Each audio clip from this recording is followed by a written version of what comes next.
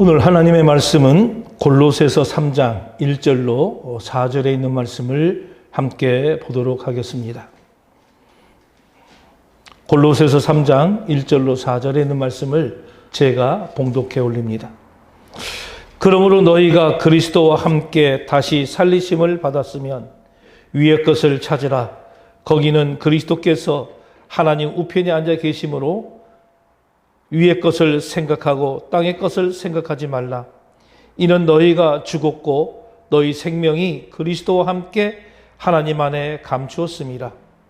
우리 생명이신 그리스도께서 나타나실 그때에 너희도 그와 함께 영광 중에 나타나리라. 아멘. 오늘은 골로새서 3장 1절로 4절의 말씀을 통해서 이제 부활의 신앙으로 사는 사람들이 위의 것을 찾으라, 땅의 것을 생각하지 말라는 제목으로 이 시간 우리가 함께 은혜를 나누도록 하겠습니다. 여러분, 지난번에도 얘기했지만 우리는 이제 부활절을 2주를 지냈습니다.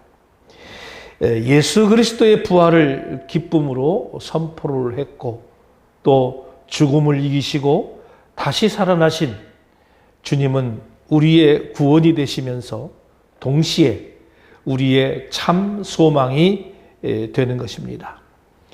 그 부활의 사건은 단순히 어떤 과거에 일어난 한 번의 어떤 기적이 아니라 오늘 우리의 신앙과 삶 전체를 규정하는 가장 근본적인 진리다라고 말씀을 드릴 수가 있죠. 그러나 우리는 이 지점에서 반드시 한 가지 질문을 해야 할 것입니다. 그렇다면 부활을 믿는 우리는 지금 어떻게 살아가고 있는가라고 하는 질문이 옳습니다. 이 질문은 단순한 어떤 자기 점검의 수준을 넘어서 우리의 신앙이 실제로 살아있는가를 묻는 그런 본질적인 질문이라고 말씀을 드릴 수가 있습니다. 왜냐하면 부활은 단지 믿음의 내용이 아니라 삶의 방향을 결정짓는 그런 사건이기 때문에 그렇습니다. 많은 경우 우리는 부활을 믿는다고 고백하면서도 실제의 삶의 방식은 여전히 세상의 기준에 머물러 있는 모습을 볼 수가 있는 것이죠. 예배의 자리에서는 부활을 찬양하며 기쁨을 고백하지만 일상의 자리로 돌아서면 다시 염려와 두려움에 사로잡히고 사람들과의 비교 속에서 흔들리며 눈에 보이는 그런 현실과 조건에 의해 우리의 선택이 결정되는 그런 경우가 너무나도 많습니다. 그래서 우리는 여전히 인정받고 싶어하고 또 실패를 두려워하며 손해를 피하려고 보이는 결과에 집착하는 그런 삶을 살아간다는 것이죠. 그리고 그러한 삶 속에서 부활신앙은 점점 우리의 실제의 삶과 분리된 채 머릿속에서의 지식이나 또는 교회 안에서의 고백만으로 남아있는 경우가 허다하다는 것입니다. 그러나 이것은 단순히 어떤 신앙이 약해서 생기는 문제가 아니라 이것은 더 근본적으로 부활의 신앙이 우리의 삶 속에 충분히 적용되지 못했다고 하는 증거다라고 볼 수가 있는 것이죠. 다시 말해서 우리는 부활을 알고는 있지만 아직 그것을 살아내고 있는지는 못한 상태일 수도 있다라고 하는 것입니다. 여러분, 부활은 결코 우리의 삶과 분리될 수 있는 그런 진리가 아니었습니다.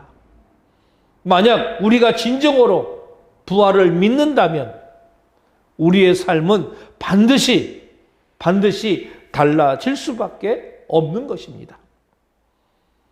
두려움에 대한 태도가 달라지고 삶의 우선순위가 달라지며 세상을 바라보는 그 시선 자체가 변화되어야 한다는 것이죠. 이런 점에서 오늘 본문은 우리들에게 아주 매우 중요한 방향을 제시해 준 것입니다. 사도 바울은 골로새 교회 성도들에게 분명하게 말을 하고 있습니다. 그러므로 너희가 그리스도와 함께 다시 살리심을 받았으면, 자, 이 말씀은 단순한 사도 바울의 권면이 아니라 이것은 이미 부활신앙을 받은 사람들에게 주어지는 삶의 방향 선언이라고 하는 것이죠.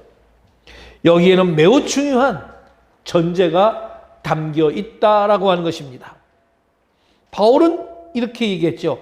다시 살아나게 될 것이다. 이렇게 말하지 않습니다. 이미 다시 살리심을 받았다. 이렇게 말하고 있습니다. 그러니까 부활은 미래의 소망이기 이전에 이미 시작된 어떤 현재의 현실이라고 하는 것이다. 라고 하는 것이죠. 그래서 우리는 이미 그리스도와 함께 살아난 사람들입니다. 그렇다면 이제 우리의 삶은 그 사실에 걸맞게 변화가 되어야 된다는 것이죠. 따라서 부활은 단지 예수님이 살아나셨다는 이 사건으로 끝나는 것이 아니라 그 부활이 우리의 삶을 어떻게 바꾸어 놓았는가라고 하는 것으로 이어져야 된다는 것이에요. 부활은 우리의 신앙을 정의할 뿐만 아니라 우리의 삶의 기준을 아주 새롭게 설정하는 것입니다. 무엇을 중요하게 여길 것인가? 무엇을 위해서 살 것인가? 어떤 기준으로 선택할 것인가? 이 모든 질문에 대한 대답이 바로 부활 안에서 주어진다라고 하는 사실입니다. 그러므로 우리는 이제 더 이상 어떤 과거의 방식으로 살아갈 수가 없는 거예요. 부활을 믿는 사람들의 삶은 이전과 같을 수가 없고 또 같아서도 아니 되는 것입니다. 그래서 오늘 우리는 이 본문의 말씀을 통해서 우리가 얻을 수 있는 영적 지혜를 통해서 우리의 신앙이 단순히 어떤 부활을 믿는 신앙에 머무는 것이 아니라 실제로 부활로 살아가는 그런 신앙으로 나아가게 되기를 간절히 소망합니다. 오늘 우리가 얻을 수 있는 영적 지혜는 첫 번째, 부활은 우리의 신분을 바꾸었다라고 하는 것입니다. 오늘 본문은 1절은 이렇게 시작합니다. 너희가 그리스도와 함께 다시 살리심을 받았으면, 오늘 이 본문의 의미는 이래요. 너희가 그리스도와 함께 다시 살리심을 받았다는 사실을 인식한다면, 이렇게 우리는 번역할 수가 있습니다. 그러니까 이 말씀은 매우 중요한 전제를 담고 있습니다. 부활신앙은 앞으로 그렇게 되기를 바라는 것, 이것이 아니라 이미 그렇게 된 상태라고 하는 것입니다. 다시 말해서 부활은 미래에 이루어질 어떤 약속 이전에 이미 우리의 존재 안에 시작된 현실이라고 하는 현실입니다. 현재의 현실입니다. 우리는 예수 그리스도를 믿을 때 그분의 죽음에 함께 참여할 뿐만 아니라 그분의 부활에도 우리는 함께 참여한 사람들입니다. 이것은 단순히 어떤 비유적인 표현이 아니라 하나님께서 우리에게 실제로 이루어지신 바로 영적인 사건이라고 하는 거죠. 그리스도의 십자가는 우리의 과거를 끝내버렸습니다. 그리고 그리스도의 부활은 우리의 새로운 시작이 되었던 것이죠. 우리는 더 이상 옛사람으로 살아가는 존재가 아니라 이미 새 생명을 받은 그런 사람들입니다. 더 이상 죄와 정죄에 묶여 살아가는 그런 존재가 아니라 하나님의 생명을 소유한 그런 존재로 변화된 것입니다. 그러므로 신앙은 단순한 노력의 문제가 아닙니다. 바로 이거는 정체성의 문제인 것이죠. 우리는 종종 더 잘 살아야 한다, 더 변화되어야 한다, 이런 생각에 집중하지만 성경은 먼저 이렇게 이야기합니다. 너희가 누구인가를 분명히 하라고 그렇게 말을 하고 있습니다. 우리가 누구인가를 바로 할 때 비로소 우리는 어떻게 살아야 하는지를 우리는 알게 되는 것입니다. 많은 성도가 신앙생활 하면서도 여전히 과거의 어떤 기준 속에서 살아가는 것을 볼 수가 있습니다. 죄의 습관에서 쉽게 벗어나지 못하고 어떤 세상의 가치관에 영향을 받으며 사람들의 시선과 평가에 지나치게 흔들리는 모습을 보입니다. 그 이유는 뭡니까? 능력이 부족해서가 아니라 자신의 정체성을 분명히 붙들지 못했기 때문에 그렇습니다. 그러나 성경은 분명히 우리들에게 선언합니다. 우리는 이미 그리스도와 함께 살아난 사람들입니다. 이 사실은 우리의 감정이나 어떤 상태에 따라 변하는 것이 아니라 하나님께서 이루어 주신 객관적인 진리라고 하는 것이죠. 우리가 그것을 느끼든 느끼지 못하든 우리의 상태가 어떠하든지 간에 우리는 이미 새로운 생명 안에 들어온 그런 사람들이라고 하는 것입니다. 그러므로 부활신앙의 출발점은 내가 무엇을 해야 하는가 이것이 아니라 나는 누구인가를 믿는 데 있다는 것입니다. 이 정체성을 우리가 붙들 때 우리는 더 이상 옛삶의 방식으로 돌아갈 수가 없고 이제 새로운 생명에 합당한 삶으로 나아가게 된다는 것이죠. 이처럼 새 생명을 얻게 된 이 성도는 이제 이어서 나오는 바와 같이 마땅히 우리는 위의 것을 찾는 삶을 살아야 된다라고 하는 것입니다. 그러면 두 번째로 우리가 얻을 수 있는 영적 지혜는 위의 것을 찾으라. 이것은 뭐냐? 삶의 방향이 바꾸어야 된다라고 하는 것입니다. 사도 바울이 오늘 본문에서 이제 이어서 이야기합니다. 위의 것을 찾으라. 거기에는 그리스도께서 하나님 우편 앉아 계시느니라. 오늘 이 본문은요, 바로 앞서 나온 내용처럼 그리스도와 연합함으로 이 죄에 대해서 죽고 이제 새 생명을 얻은 그런 중생의 경험을 한 성도가 추구하면서 살아야 될 그런 목표와 방향이 무엇인지에 대해서 아주 명시적으로 보여주는 대목입니다.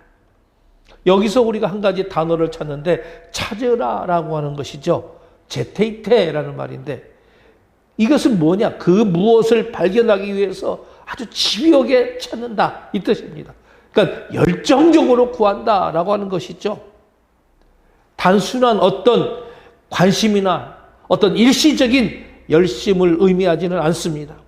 이것은 바로 의도적이고 지속적인 추구, 다시 말해서 우리의 삶 전체의 방향과 목적이 어디를 향하고 있는지를 보여주는 표현이에요.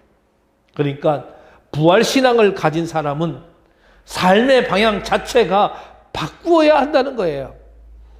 단지 몇 가지 행동을 바꾸는 것이 아니라 인생의 중심이 바로 이동하는 것입니다.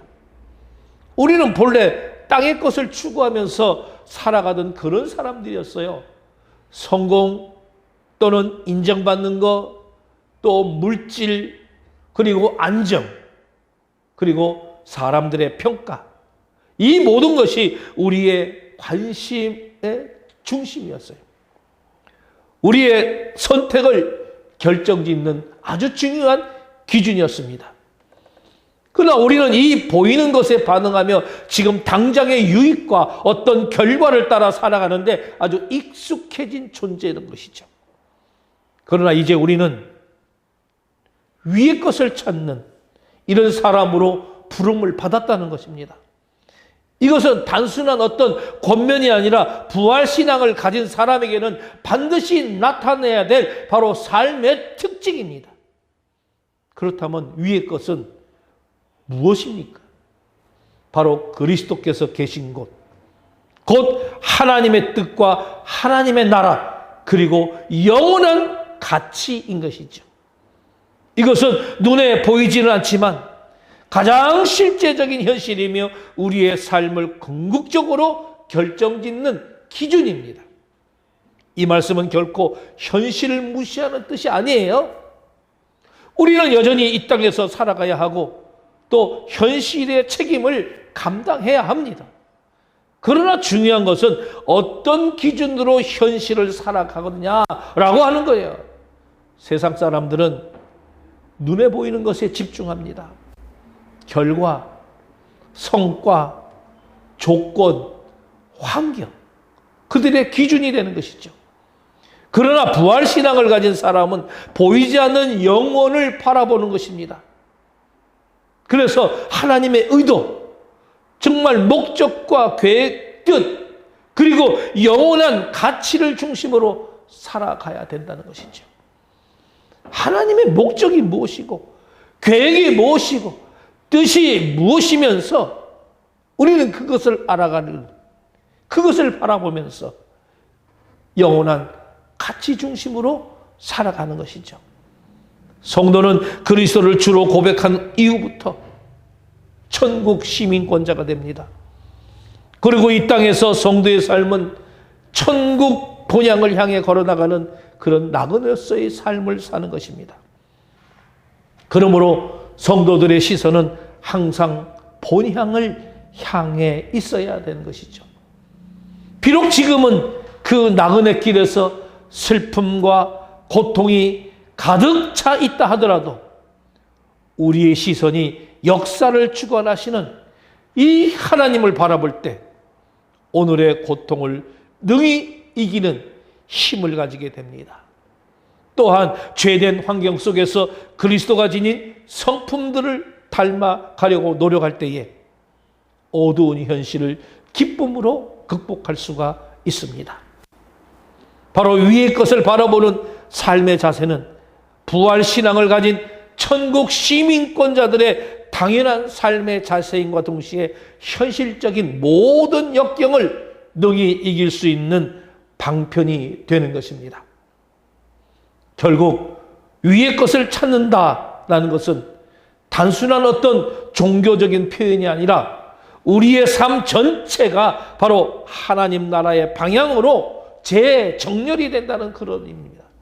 그리고 바로 그 삶이 부활신앙을 가진 사람의 가장 분명한 증거가 되는 것입니다. 세 번째 것은 땅의 것을 생각하지 말라. 사고의 변화입니다. 본문 2절은 이렇게 말합니다. 위의 것을 생각하고 땅의 것을 생각하지 말라. 여기서 생각하지 말라는 단어를 좀 우리가 잘 생각해야 돼요. 이거는 프로네이테라는 말입니다. 프로네이테. 아주 골똘하게 생각한다. 그리고 무엇에 대해서 끊임없이 생각한다. 그러니까 우리는 위의 것에 대해서 정말 골똘히 생각하고 그것에 대해서 끊임없이 생각을 해야 된다는 것이죠. 땅의 것을 생각하지 말고. 그러니까 단순한 어떤 일시적인 사고를 의미하는 것이 아니라 이것은 마음과 관심이 어디에 머물러 있는지 그것을 가리키는 그런 표현으로서 우리의 내면이 지속적으로 향하고 있는 방향을 의미하는 것입니다. 어느 쪽으로 방향하고 있느냐, 어느 쪽으로 향하고 있느냐. 다시 말해 우리의 사고 구조 자체가 무엇을 중심으로 형성되어 있는지를 그런 묻는 말씀이에요. 사람은 무엇을 생각하느냐에 따라서 그 사람의 삶이 결정이 됩니다. 그 사람의 생각이 또는 그 사람의 태도를 만들고 태도가 그 사람의 행동을 만들고 행동이 결국 인생을 형성하게 되는 것입니다. 그러므로 신앙은 단순히 어떤 외적인 행동의 변화의 완성이 아니라 내 내면의 생각이 변화될 때 비로소 온전하게 드러나게 되는 것입니다. 그래서 사도 바울은 우리에게 분명하게 말하고 있습니다. 생각의 방향을 바꾸는 것입니다. 땅의 것을 생각한다라는 것은 단순히 어떤 물질적인 것만 의미하지 않습니다. 그것은 세상의 기준 속에 머물러 살아가는 모든 사고방식을 다 포함하고 있어요. 욕망, 염려, 비교, 경쟁, 인정받고자 하는 그런 마음, 또 실패에 대한 두려움, 이 모든 것이 땅의 것을 생각하는 삶의 특징입니다. 이러한 생각들은 끊임없이 우리를 압박하고 우리의 시선을 하나님이 아니라 이 세상으로 향하게 만들 것입니다. 특히 우리는 일상의 반복 속에서 무의식적으로 이러한 생각에 아주 익숙해지기 쉽습니다. 문제는 그것이 자연스럽게 느껴질수록 우리는 그것이 잘못된 기준이라고 하는 사실조차 인식하지 못하게 된다는 것입니다. 결국 우리의 생각은 점점 더 세상 방식에 길들여지고 신앙은 점점 더 삶의 주변으로 밀려나게 되는 겁니다. 그러나 바울은 말합니다. 위의 것을 생각하라. 단순히 어떤 긍정적인 생각이라고 하는 말이 아닌 것입니다. 하나님의 뜻, 영원한 가치, 그리고 하나님의 시선 속에서 살아가라고 하는 그런 의미죠. 우리가 여전히 세상 속에서 살아갑니다. 직장도 다니고 사람들과의 관계도 맺고 또 현실의 문제를 해결하며 그렇게 살아갑니다. 그러나 중요한 것은 어떤 기준으로 그것을 해석하고 받아들여야 하는 것이에요. 부활신앙을 가진 사람은 동일한 상황 속에서도 다르게 생각한다는 것입니다. 문제 앞에서 절망이 아니라 그 문제 앞에서 하나님의 뜻을 묻고 손해 앞에서 계산이 아니라 순종을 고민하면서 사람의 평가보다 하나님의 시선을 더 중요하게 여기는 것입니다. 이러한 생각의 변화는 하루아침에 이루어지는 것은 않습니다. 의식적인 선택과 반복적인 훈련이 그래서 필요한 거예요. 말씀을 묵상하고 기도를 통해서 하나님과 교제하면서 삶의 순간순간마다 지금 나는 무엇을 기준으로 생각하고 있는가, 이거를 지속적으로 우리는 점검해 가야 된다는 것입니다. 결국 부활신앙은 생각의 방향을 바꾸는 데서부터 이것이 시작되고 출발이 됩니다. 그러니까 생각이 바뀌지 않으면 삶도 바뀌지 않는 거예요. 그러나 생각이 하나님을 향하기 시작할 때 우리의 삶은 점점 더 부활의 능력을 드러내는 그런 영향으로 방향이 되어져 가게 됩니다. 성도님들이 끊임없이 생각해야 될 것이 바로 무엇이냐? 위의 것입니다. 위의 것을 생각하라고 하는 말은 위에 계신 그리스도에게 자신의 마음을 향하여 그리스도를 담는 그런 아름다운 인격의 옷을 입으라라고 하는 그런 말입니다. 그리스도께서 주시는 평강, 사랑, 긍휼, 자비, 겸손과 온유, 그리고 오래 참음의 옷을 입고 시와 찬미와 신령한 노래로서 감사함으로 찬양하는 그런 자가 되라고 하는 그런 의미입니다. 그리스도를 닮은 정말 아름다운 인격의 옷을 입는 우리 모두가 되시기를 간절히 소망합니다. 네 번째, 우리는 이미 죽었고 새 생명을 얻었습니다. 오늘 주신 본문 말씀 이제 3절을 보면 매우 중요한 선언을 하고 있어요. 이는 너희가 죽었고 너희 생명이 그리스도와 함께 하나님 안에 감추어졌음이라. 우린 여기서 바울은 매우 충격적인 표현을 사용합니다. 너희가 죽었다라고 하는 거죠. 너희가 죽었다. 이 말은 앞에 다네테라는 말입니다. 앞에 다네테. 이 말은 영적인 죽음을 뜻하는 것이죠. 그러니까 우리는 육체적인 죽음을 의미하는 것이 아니라 바로 옛사람에 대한 죽음을 의미합니다. 다시 말해서 우리가 예수 그리스도를 믿는 그 순간 이전의 삶을 지배했던 옛자아, 죄의 권세, 세상의 가치관에 대해서 이미 죽은 존재가 되었다라고 하는 것이죠. 이 사실은 단순한 어떤 감정이나 경험의 문제가 아니라 하나님께서 선언하신 영적인 현실입니다. 우리는 여전히 연약함을 느끼고 때로는 과거의 습관에 끌릴 수 있지만 우리의 본질적인 정체성은 더 이상 그곳에 속해 있지 않다라고 하는 것입니다.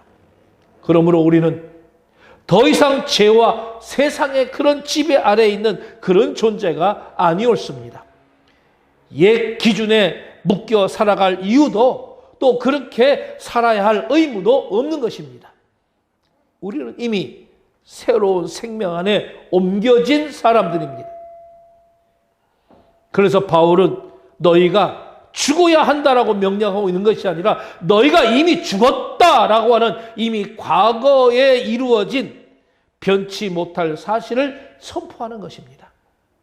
옛 본성이 이미 죽어버린 자가 어떻게 옛 본성이 탐하는 땅의 것에 집착하고 그것을 찾을 수가 있단 말인가? 이러한 죽음은 이미 자신이 그러한 것들에 대해서 죽었다고 하는 사실을 내가 믿음으로 받아들일 때 이것은 더욱더 확고해지게 되는 것이죠. 따라서 성도들은 그리스도의 십자가 구속사역을 이 믿음과 동시에 자신들을 이미 죄와 세상에 대한 죽은 자가 되었다고 하는 것을 알아야 합니다. 죄에 대하여 죽은 자는 어떠한 죄의 유혹에도 반응할 수가 없는 거예요. 또한 바울은 우리의 생명이 그리스도와 함께 하나님 안에 감추어졌다라고 말합니다. 이 표현은 매우 깊은 의미를 담고 있어요. 자, 여기서 감추어졌다라고 하는 말은 케크리립타이, 이것은 보이지 않는다는 그런 의미이면서 동시에 하나님에 의해서 눈에 띄지 않게 감추어진 상태, 그러니까 하나님 안에서 안전하게 보호되고 있다라고 하는 그런 의미가 포함됩니다. 그러니까 세상은 우리의 가치를 눈에 보이는 것으로 판단합니다. 성공이냐, 성취냐, 또는 어떤 외적인 어떤 조건, 이 사람들의 평가가 기준이 됩니다. 그러나 우리의 진짜 생명은 그와 같은 기준의 평가가 될 수 있는 것이 아니라는 것입니다. 우리의 생명은 하나님 안에 있으며 그리스도와 연합된 그런 생명입니다. 이 사실을 믿을 때 우리는 더 이상 세상의 평가에 의해서 흔들리지 않게 된답니다. 사람들이 우리를 어떻게 보느냐보다 하나님께서 우리를 어떻게 보시는가가 더 중요해지는 것이죠. 또한 우리는 실패와 연합 속에서, 우리는 실패와 연약함 속에서도 무너지지 않을 수 있습니다. 왜냐하면 우리의 가치는 우리의 성취에 달린 것이 아니라 이미 하나님 안에서 확정된 것이기 때문에 그렇습니다. 여러분, 많은 경우 우리는 여전히 보이는 것에 의해서 자신을 판단하며 살아갑니다. 그래서 잘 되면 기쁘고 실패하면 무너집니다. 그리고 인정받으면 안정감을 느끼고 무시당하면 흔들립니다. 그러나 부활신앙은 우리를 그 자리에서 끌어올립니다.